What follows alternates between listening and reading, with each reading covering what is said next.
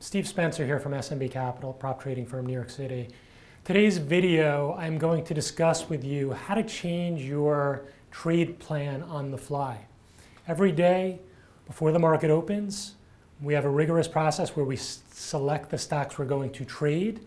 Before the market even opens, we develop detailed trading plans on how we'd like to get long or possibly how we would like to get short.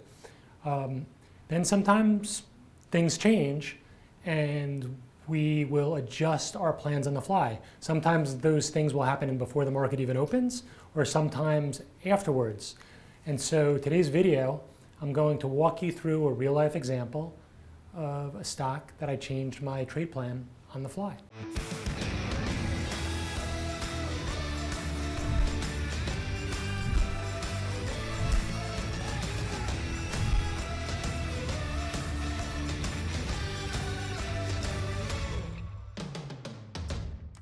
Before we get into today's example from this morning, I wanted to mention that the process that I used to select this stock to trade is a process we developed many years ago to choose the best risk-reward stocks in play for the day. We have a 2-hour free workshop where I spend about 30 minutes working through that process in detail. So as you watch this video, if you have questions on how to do that, that's covered in the 2-hour workshop. So click on that, sign up, the video will continue, doesn't interfere. In addition to that selection process, there are 3 low-risk, high-reward trade setups that we employ on our desk as well that are part of that 2-hour workshop. Check it out. So what we do is we go through stocks with strong catalysts that are going to be very in play.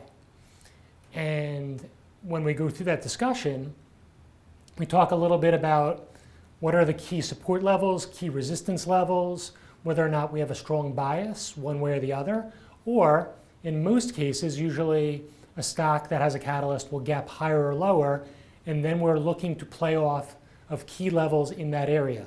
And perhaps the bias will develop more strongly as the market opens and more volume comes in and we can see if a strong trend is developing.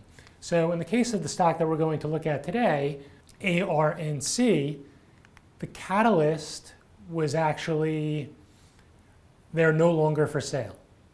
And so when a stock that has put themselves up for sale is no longer for sale, generally what happens is the stock will gap lower.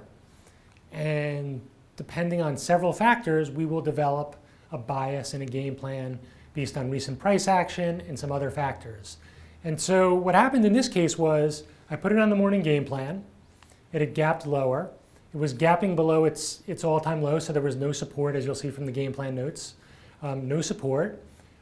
Prior support levels now potentially were becoming resistance. And my first thought was if we popped into those resistance areas was to short the stock. And just to talk a little bit about the actual catalyst and how we develop a game plan, we look at the strength of the catalyst. Is it a very strong catalyst, which potentially will cause the stock to trend all day?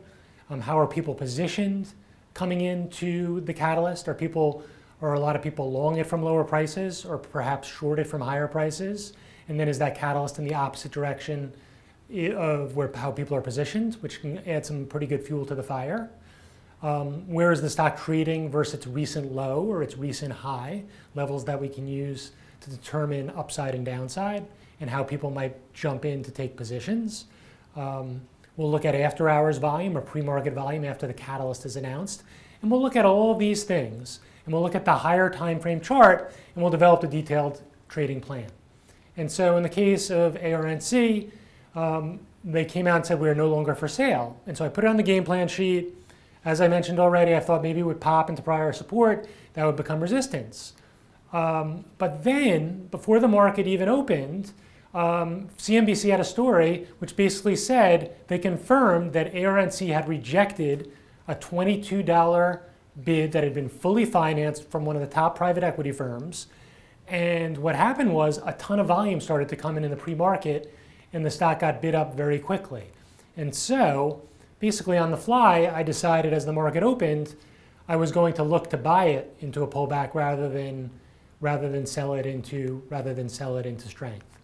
And so Why don't we take a look at the kind of the longer term chart, the mid time frame chart, and then the intraday chart. And we'll kind of walk you through the process of as I developed the game plan and has it changed on the fly. And one of the things that's really important is if you come in and you have a game plan and something changes, a new piece of information comes out or a ton of volume comes in reaction to some sort of news, is to step back and kind of look at it and see kind of what the stock is doing and go from there. The one thing you don't want to do is not be mentally flexible and adjust your thought process. And so why don't we take a look at the long-term chart. Here is what I mentioned earlier. It was gapping below initially, below all the support on the long-term chart. In the last year, you can see it was basically between 16.5 and the low 20s. As the market sold off in December, it came off from $20 real hard, tested those low 16s and bounced. Now that big green candle you can see that went from about 16.5 to 18.5, if we zoom in on the 30-minute chart, that was actually when the story came out. I forget which newswire reported it, but a story came out and said, it looks like maybe they have a bid, $22 a share bid. And at the point when you see the story from Reuters or Bloomberg, whoever it was from, you don't know if it's necessarily true, but people, the stock's beaten down, they will buy on that. And then you can see over the following couple of weeks, coming into today, the stock was accumulated, a lot of it was accumulated above $19, $20 a share.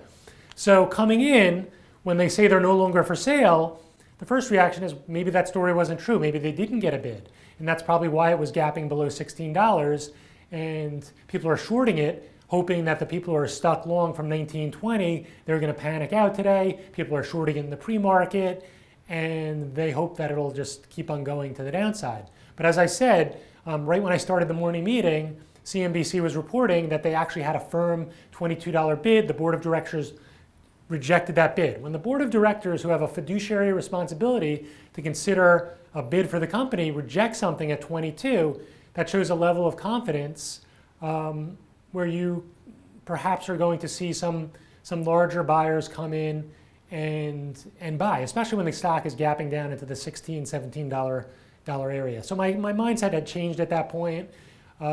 If we zoom in, you can kind of see in the morning what happened was it was down at 15. We started the morning meeting a little bit before 9, at 9 o'clock. By the time I punched it up in the morning meeting, the stock was already above 16, 16.5, something like that. And I was kind of annoyed because I would have liked to have played the bounce from $15 into 16, 16.5, looked for the failure, maybe shorted it there. That would have been a nice trade. But as that story came out and it was trading above 16.50, my thought was, okay, well, let's see if it actually pulls in closer to $16, I can get long and I can trade it into 17.5. 17.5, if we go back and look at the chart from the day the news was released, not the news, the story broke that they potentially had a $22 bid. That day, it popped from 16.5 to 17.5, spent a couple hours consolidating, then in the close exploded from 17.40 to the mid-18s. And so I thought if I could pick some up close to $16 and sell some in the mid-17s, that was a pretty good, just kind of based on what it did on the day that that news story came out on the potential takeover bid, that was pretty good upside. Obviously, if it had consolidated and spent a lot of time above 17 and took out that 17.50, happy to kind of play it all the way back up to $18.5, $19. I wanted to drill in and kind of show you how I traded it and my thought process there. So you can kind of see, looking at the pre-market chart, and then when the market opened, you can see in the pre-market they ran it all the way up to around 1680 or so when the market opened. Wanted to get that flush below 1650. My thought was it might actually hold 1650 and just go straight up from there.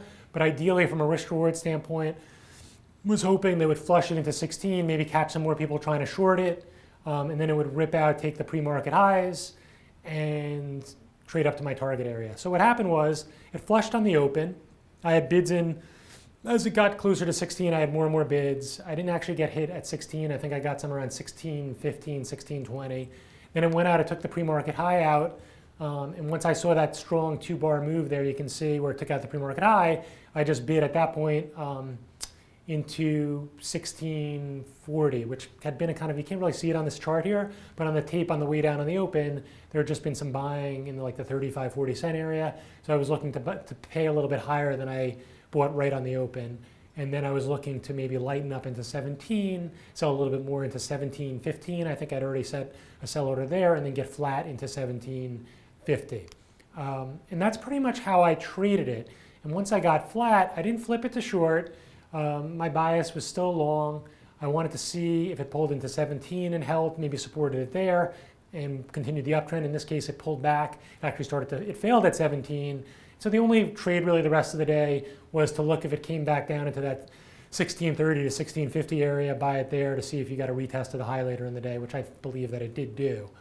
And this is just a good example. I came in as we were doing the morning meeting. I was thinking pops to 1650 on the open. Good chance it fails there. The news story broke. Actually, as I was talking and doing the morning meeting, I think we posted on YouTube where I was like, oh, story's out on CNBC. After we finished the morning meeting, I looked at the stories, kind of digested the information, and then just put in my new game plan. Had about 15 minutes before the market opened, and put in my new game plan. The one thing that you don't want to do is if the price action is doing something you're not expecting, in this case, like say that news broke at 10 o'clock, and that up move that happened in the pre-market happened at 10, you want to very quickly see did a new piece of information come out and change your game plan on the fly. It's our job as short-term traders to adjust our plans on the fly if new information is introduced. And in this case, I think this is a really good example. Once Faber reported on CNBC that they had rejected a firm offer at 22, that kind of changes it as opposed to they're no longer for sale. No, the story wasn't true. They never had a bid. Then all the people who paid 19.20, they're really trapped. They're probably highly motivated to sell, and probably good chance it would have trended down the rest of the day.